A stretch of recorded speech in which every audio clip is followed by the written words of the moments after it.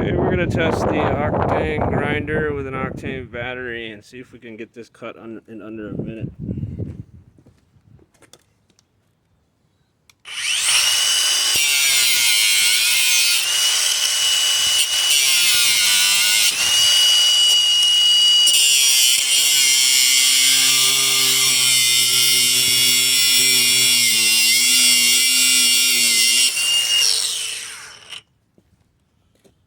Three cuts on that one bolt, and yes, my grinder disc is a little bit small. It was a 4-inch, but now it's not. But as you can see, kind of eats through the batteries, but it had plenty of power. I was quite surprised on that.